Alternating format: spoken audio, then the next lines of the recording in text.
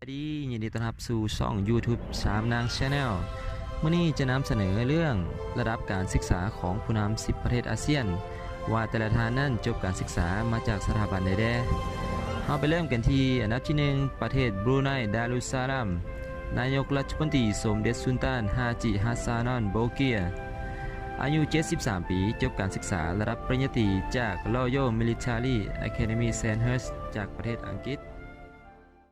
ที่2ประเทศกัมพูชีนายกรัฐมนตรีสมเด็จเตโชฮุนเซนอายุ 68 ปีจบการศึกษาระดับปริญญาตรีด้านรัฐศาสตร์จากสถาบันการศึกษาในประเทศกัมพูชาเองซึ่งในนี้บ่นับรวมปริญญาสดุดีบัณฑิตกิตติมศักดิ์ซึ่งท่านฮุนเซนดำรงตำแหน่งนายกรัฐมนตรีมาแล้ว 35 ปีซึ่งเป็นการดำรงตำแหน่งนายกรัฐมนตรีที่ยาวที่สุดในโลกและเป็นนายกรัฐมนตรีที่อายุน้อยที่สุดของกัมพูชาเพราะท่านเข้ารับตำแหน่งตั้งแต่อายุได้เพียง3 ประเทศอินโดนีเซียประธานาธิบดีโจโควิโดโดอายุ 58 ปีเป็นประธานาธิบดีคนที่ 7 และคนปัจจุบันของอินโดนีเซียจบการศึกษาระดับปริญญาตรีทางด้านป่าไม้จากมหาวิทยาลัยกาจามาดาในประเทศอินโดนีเซีย 4. สปป.ลาวของพวกเขานั่นเองนายกรัฐมนตรีทองลุ้นศรีสุริตอายุ 74 ปีเป็นนายกรัฐมนตรีคนที่ 7 ของสปป.ลาวจบการศึกษาระดับอนุปริญญาที่วิทยาลัยสางคูแนวเราหักศาสตร์แขวงหัวพัน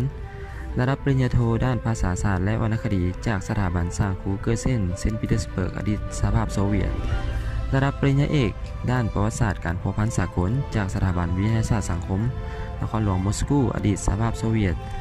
ซึ่งท่านมีความสามารถทางด้านภาษาต่างประเทศ3ภาษาเช่นรัสเซียเวียดนามและอังกฤษ 5. ประเทศมาเลเซียนายกรัฐมนตรีมหาธีบินโมฮัมหมัดอายุ 93 ปีเป็นนายกรัฐมนตรีที่อายุสูงที่สุดในบรรดาผู้นำ10 ประเทศอาเซียนจบการศึกษาระดับปริญญาตรีด้านการแพทย์จากวิทยาลัยแพทยศาสตร์คิงเอ็ดเวิร์ดที่ 7ซึ่งสถาบันนี้ก่อตั้งในสิงคโปร์สมัยที่เคยเป็นส่วนหนึ่งของมาเลเซียประเทศเมียนมาที่ปรึกษาแห่งรัฐของสหภาพเมียนมาองซานซูจีอายุ 74 ปีจบการศึกษาระดับปริญญาตรีด้านรัฐศาสตร์จากมหาวิทยาลัยเดลีประเทศอินเดียและระดับปริญญาโทด้านปรัชญาการเมืองและเศรษฐศาสตร์จากมหาวิทยาลัยออกซฟอร์ดประเทศอังกฤษประเทศสิงคโปร์นายกรัฐมนตรีลีเซียนลุงอายุ 67 ปีซึ่งเป็นลูกชายโก๊กของอดีตนายกรัฐมนตรีลีกวนยูของสิงคโปร์จบการศึกษาระดับปริญญาตรีด้านคณิตศาสตร์ด้วยเกียรตินิยมอันดับหนึ่งจากมหาวิทยาลัยเคมบริดจ์ประเทศอังกฤษและปริญญาโทด้านการบริหารและการปกครองจากมหาวิทยาลัยฮาร์วาร์ดประเทศสหรัฐอเมริกา 8. ประเทศฟิลิปปินส์ประธานาธิบดีโรดริโก โรอาดูเตเต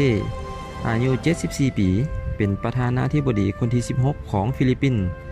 จบการศึกษาระดับปริญญาตรีด้านรัฐศาสตร์จากมหาวิทยาลัยลิซึมและด้านนิติศาสตร์จากมหาวิทยาลัยซานเบดาในประเทศฟิลิปปินส์ 9. ประเทศไทยนายกรัฐมนตรีพลเอกประยุทธ์จันทร์โอชาอายุ 65 ปีซึ่งเป็นนายกรัฐมนตรีคนที่29ของประเทศไทยจบการศึกษาระดับปริญญาตรี